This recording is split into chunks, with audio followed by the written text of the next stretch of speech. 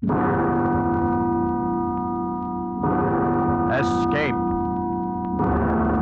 Escape tonight to ancient Egypt.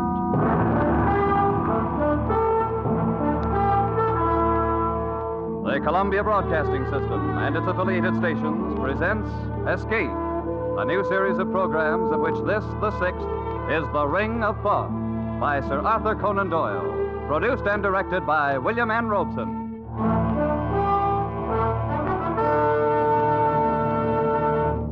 Wherever the English language is spoken, Sir Arthur Conan Doyle is known for two things: his immortal character, Sherlock Holmes, and his unshakable belief in life beyond the grave. So great is the stature of Sherlock Holmes that Conan Doyle's earlier stories are all but forgotten.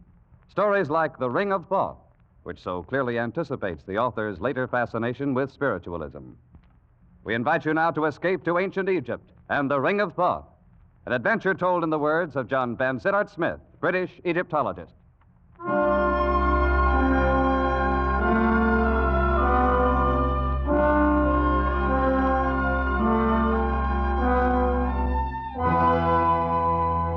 I arrived in Paris on the 3:14 express from Dieppe and went immediately to my hotel in the Rue de Lafitte. My actions so far had worked out according to my planned schedule. I slept for exactly 2 hours, got up and dressed, donned a greatcoat, walked down the Avenue de l'Opéra, and entered a side door of the Louvre. Once inside, and amid surroundings entirely familiar to me, I made my way immediately to the Chamber of Egyptian Relics, or more specifically, to the cabinet in that chamber which contained the El Kab collection of papyri. Drawing out the particular roll I wished, I placed it on a nearby table, sat down, began to study it, when I noticed one of the museum attendants who was polishing some brasswork across the room. His face struck me as being curiously Egyptian. On sudden impulse, I decided to cross the room and speak to him. Approaching closer, I was impressed at once by the appearance of his skin. Drawn tautly across temple and cheek, it seemed as glazed and as shiny as varnished parchment, and out of narrowed slits there glowed two green and vitreous eyes, misty with a dry shininess, eyes of a kind never seen in a human head before. I beg your pardon. I need one of the papyri from the Memphis collection. Could you tell me where it is? You'll find it in the last cabinet at the end of the room, monsieur. Thank you. You're Egyptian, aren't you? No, monsieur. I am a Frenchman. But, I thought perhaps If that... monsieur will excuse me now, I have other work to do.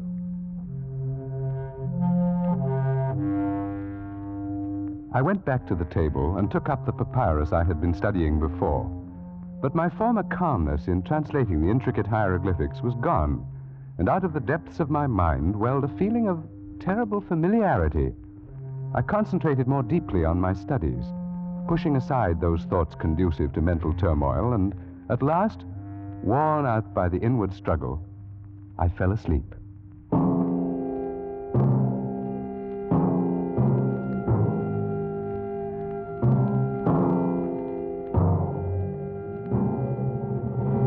I awoke with a start, not remembering where I was. It was quite dark for a moment. Then gradually my eyes focused on the glints of moonlight reflected from the glass tops of specimen tables, from the shiny varnish of the mummy cases. And I realized with a feeling of sudden dread that I was alone in the Egyptian room of the Museum of the Louvre, locked in for the night.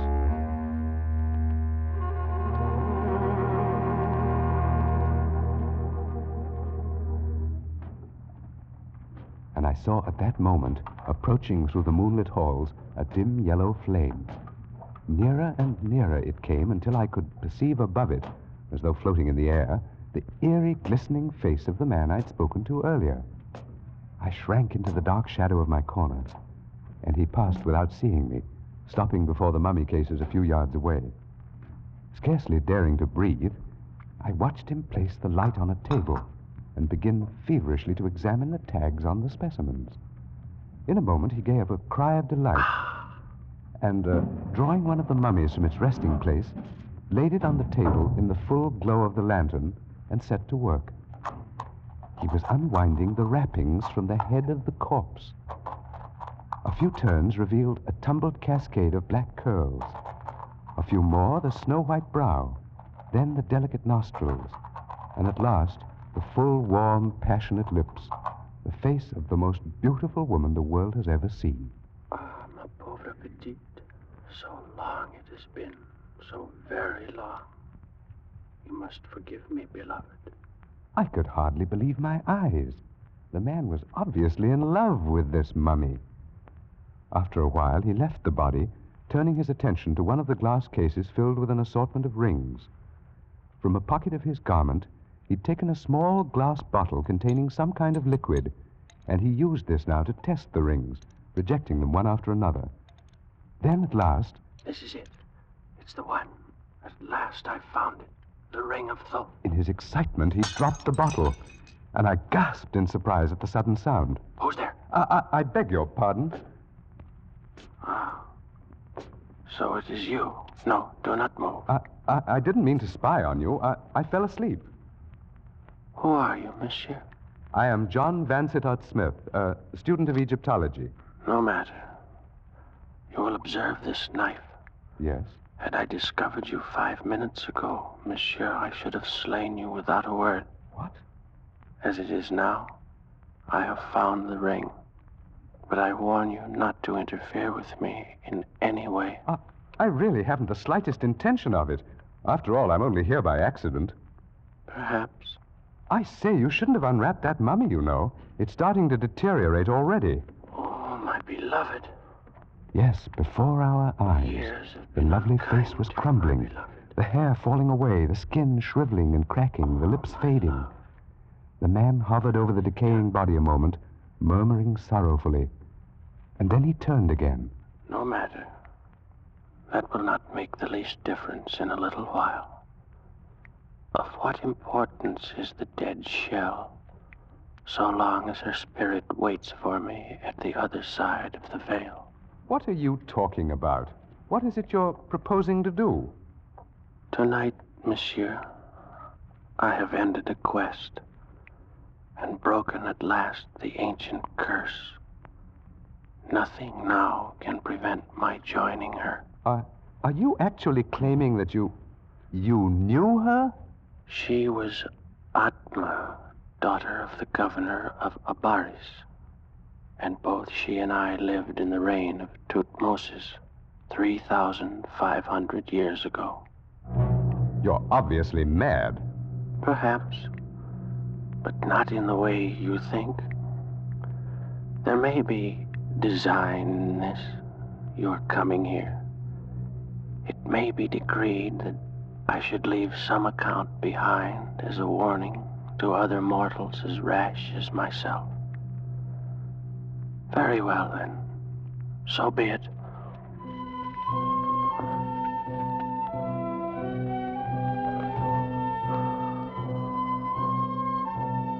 I am, as you surmised, an Egyptian. My name was Sasra, and my father had been the chief priest of Osiris in the great temple of Abaris, which stood in those days upon the Bubastic branch of the Nile. I was brought up in the temple and was trained in all those mystic arts and sciences known to the priesthood.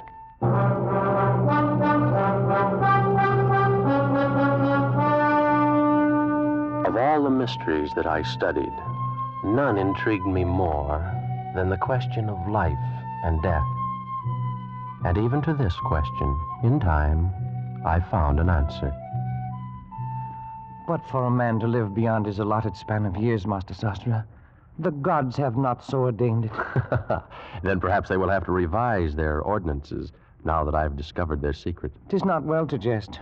I tremble, for though I've labored in your service for a year, I knew not the goal of your endeavors.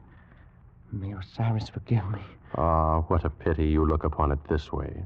For I'd thought that in return for your assistance, I should grant you, too, the gift of centuries of indestructible life.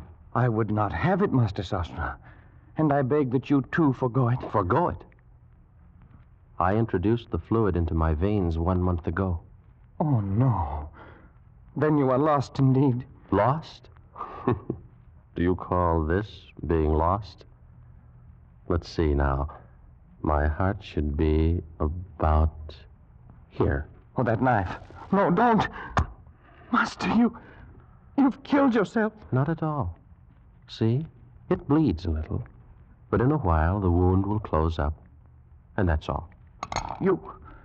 It's immortality. No, I shall not live forever. But for 5,000, perhaps 6,000 years, I shall be immune from all dangers of violence, poison, disease, starvation. You cannot die? Now, with this fluid in my veins, nothing in this world can end my life. Dothra, are you there? Someone calls. It's Parmes, the priest of Thoth. In here, my friend. Enter. Oh, greetings, Sosra, master of sciences, and his worthy assistant. If you will excuse me, masters, I go to make my peace with Osiris. What's wrong with your helper, Sosra? The thought of a well-nigh eternal life has frightened him into gibbering superstition. Then you still believe in the discovery? Believe in it? Parmes, my friend. Look. By the heavens, what a scar. It pierces the heart. It was done only a moment ago with this knife. See? I can put it back in the wound. So. You suffered no ill effects? None whatever. And if I turn the knife in the wound, that would do you no harm? You may try it. I feel nothing. I walked last week in the snake pits by the river, was struck innumerable times. It caused no harm. By the great Anubis. Will you have it then? Out of all Egypt, I have chosen only you, my friend, to share the gift. But the choice is yours. I'd be a fool to refuse, Sosra. I'll have it. And now, what must I do? First, we must open a vein in your wrist, like this. Oh. Then, we drip the elixir slowly into your bloodstream. Steady now. I don't feel anything. There is no sensation. It is done. So simple? There is nothing more? That's all. And now done, it can never be changed. It seems incredible, supernatural. It's no more than a chemical discovery, but with it, while all this about us passes away, you and I, Parmes, will live on for 50 centuries. Think of it, my friend. 5,000 years of life. 5,000 years. Only the two of us. Listen, that noise. Some procession must be passing in the street. I have an idea what it may be. Come on over to the window. Beloved of heaven, clear the road, stand back, and make way for the loveliest pearl of Thebes. She's being carried on the shoulders of slaves, Parmes. She must be some woman of rank. Her name is Atma. She's the daughter of the new governor. Her curtains are drawn back. Perhaps we'll have a look at her. Oh, Parmes. Mm-hmm. Is she not beautiful? She is the most desirable, the only utterly desirable woman I've ever seen in my life. Yes. I saw her yesterday at the temple. Then you're most fortunate, my friend. You've had 24 more hours to dream about her than I have had. I must know her, Parmes. I must make her love me. I'll send gifts. I'll call on her tomorrow. Oh, it has to be then. I couldn't wait any longer than tomorrow. A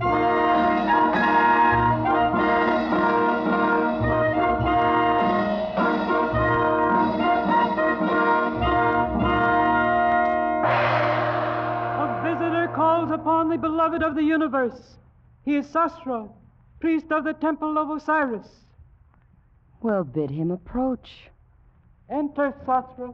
Oh, most beautiful of all Egypt, I cast myself at your feet. That's a noble ambition. But wouldn't it be much better to sit here beside me and watch the fish in the fountain? Much better. You will all withdraw, except you, my girl. Play something for us, at a distance.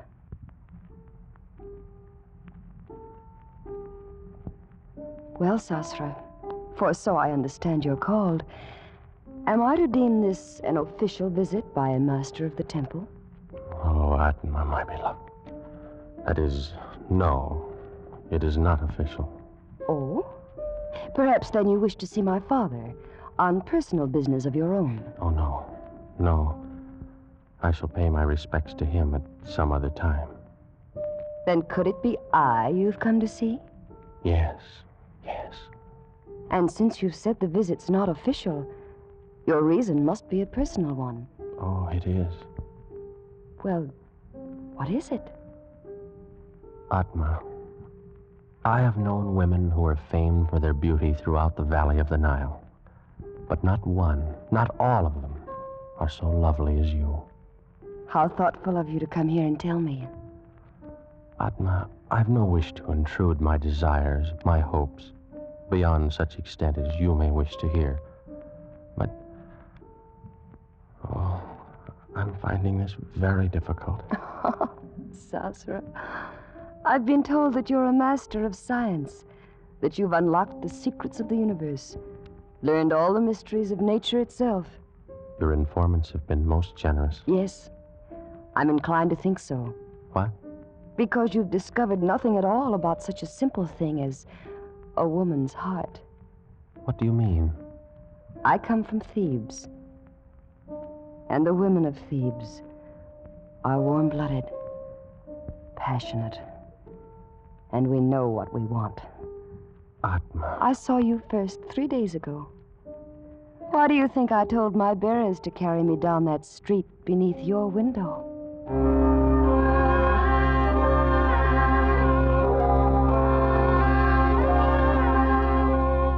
And so, miracle of all miracles, Atma loved me. Worshipping the very ground her feet had trod upon, I lived through those glorious weeks, and with it all, our love grew apace. But one thing bore heavily upon my mind, and I came to speak of it more often to my beloved as we sat and talked by the fountain in her garden. Look, Sasra. See how the stars shine from the water? Yes, Atma. More lovely even than their glow in the heavens. Are they very old, the stars? Very old, beloved. As old as time. And they'll go on gleaming there, long years after you and I are gone and forgotten. Atma, my dearest, we've talked of this before, and I know it distresses you to think of it. No, Sasra. Tonight everything is beautiful. We shall not talk of death. Not of death, but of life. They're only counterparts of one another. Oh, if we could only live together, grow old together, and die in the same instant. But how much better to live and love 5,000 years? Will you not do it? Does so long a time seem too great for the love you feel for me? Beloved, no. The time would pass in an instant, and the loss then be no easier borne than now. Then why draw back? Will you not take the elixir now, tonight? I'm afraid, Sasra, we'll anger the gods. We will outlive the gods. They will have their revenge. Whatever occurred, we'd be together. Yes, I've thought of that. Were it not so, I'd not even consider doing it. Then you'll do it. Atma, you'll do it. I need more time, only a little more to assure myself. How much? Tonight, Sasra. Give me tonight. Every hour you live without the elixir is another hazard. All right, then. Tonight. And may Isis herself guard over you until the fluid courses in your veins.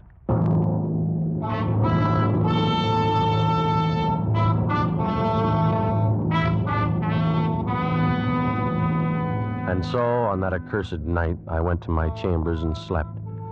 And while I slept, the moon of Isis shone over the delta of the Nile.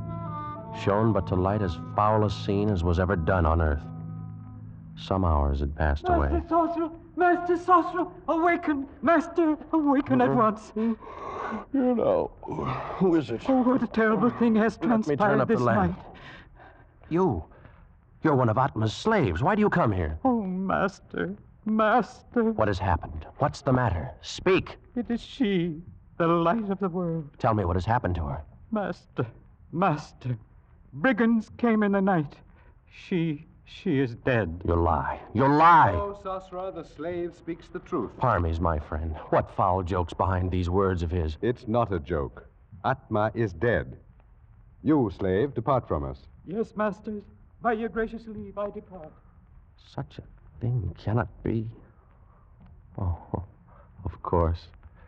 The two of you planned it together, sought to frighten me out of my wits. It's very amusing, really. But I was terrified for a moment. Atma no longer lives. She was stabbed to death only a short while ago. No. Oh, no. She can't be dead. She is dead, Sosra, and for all eternity. I must go to her.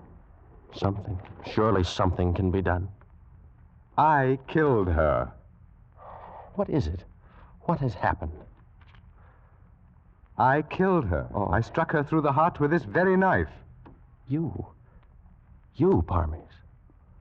Why? Because she loved you. Why? And because I loved her. You, my friend. She would not look at me. And for that, you would lose her to both of us forever? To both of us, Sosra? I think not. By the living Osiris, give me that knife. That's it. Strike. Again. Here's the heart. Here, strike. Again and again, Sosra. Wait. What foolishness. I cannot kill you. You're wrong, Sosra.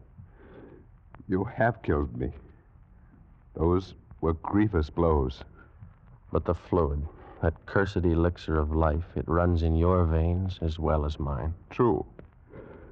But in mine is also the antidote. You lie. There is no antidote. Yes, day and night. These many weeks I've worked, and I found it. You couldn't have. Is there more of it? Yes, a very little. But you'll never find it. Where is it? Tell me where it is. In the ring, Sosra. In the ring of Thoth. And you'll never find it. I will. I must. Go on. Live. Live your 50 centuries. And every hour of them, think. It was your hand that struck me down. With the same knife that took her from you. Think while I go to join her. Oh, no. You're not dead. You're not! No! No! No! No!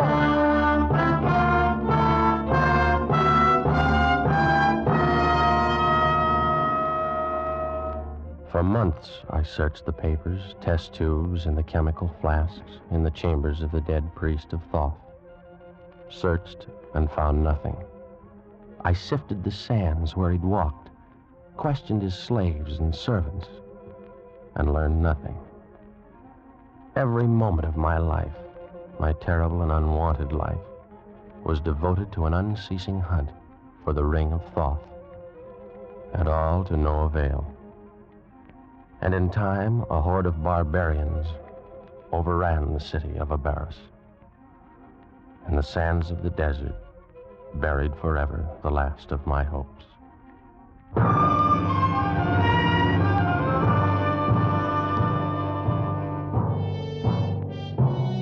And so began the deadly march of the centuries.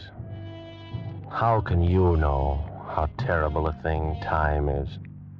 You, who've experienced only the narrow course between the cradle and the grave. I've floated down the whole stream of history. I have traveled in all lands, and I have dwelt with all nations. Every tongue is the same to me. I need not tell you how slowly the centuries drifted by. Centuries without end. Years without number. And so, I came to be one day, a few weeks past, in San Francisco, where I came across a certain item in a newspaper. Among recent discoveries in Lower Egypt is an unopened mummy case containing, according to the inscription on the outside, the body of the daughter of the governor of Abaris in the days of Tutmosis. In the same burial crypt, dropped into a crevice between the stones, was found a large platinum ring of singular design. Both specimens have been sent for examination to the Louvre in Paris. So, I presume you came here to Paris, obtained this position of attendant in the Louvre with the idea of... Only yesterday, Monsieur Smith. As you may imagine, I had little difficulty in convincing the director of my knowledge of Egyptian relics. The ring, then. The one I saw you remove from the case is the ring of Thoth? Without question. You've discovered how the ring must be used? The secret is obvious. See, the stone is hollow, and drops of liquid move within it. Have you considered the possibility that this antidote may not perform the function which has been claimed for it? It will, monsieur. And there'll be no need of a knife to strike me down. My death was due in a time long past, and only this damnable fluid that runs through my veins supports the weight of my years. I delay no longer. I go to join her where she waits for me in death. No, don't. Oh. Too late. I've broken the gem. I've taken the antidote. I stood and watched him with a terrible fascination, but without pity and without compassion. He turned away from me and reeled toward the mummy he'd left on the table across the room. But even as he turned, the parchment skin of his face cracked and shredded. Discolored lips shriveled away from the yellow teeth. The vitreous eyes withered into nubs of formless plasm, and the full weight of his 3,500 years descended on him in an instant. I left that room of death and walked over the marble floors toward the exit, my footsteps echoing through the empty halls, even as they had echoed for so long in the corridors of time. And I wondered as I walked if Sosra knew now what I knew, that the antidote in the ring of Thoth can bring death to the body, but not to the soul. And I wondered in what cloak of flesh his spirit now dwelt, just as I, Parmes, priest of Thoth, had for the last 40 years of my 3,500 dwelt in the body of John Vansittart Smith.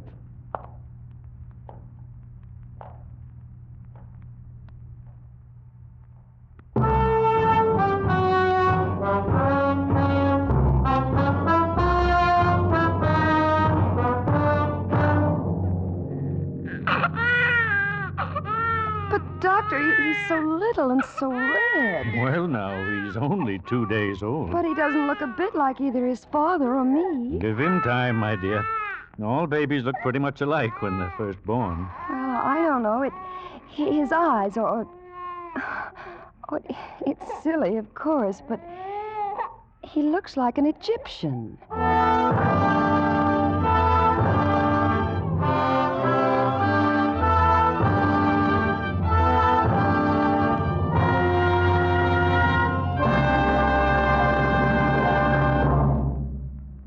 Produced and directed by William N. Robeson, The Ring of Thoth by Sir Arthur Conan Doyle was adapted for radio by Les Crutchfield, with Jack Webb as Sosra, Thomas Freebairn Smith as Vansittart Smith, and Joan Banks as Atma. The special musical score was conceived and conducted by Cy Fewer.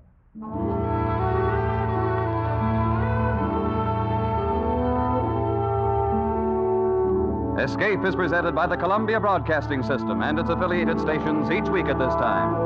Next week, we invite you to escape to a raft in the South Pacific with John Russell in his unforgettable story of human frailty, The Fourth Man. And so good night until next week at this time, when again it will be time to escape. This is CBS, the Columbia Broadcasting System.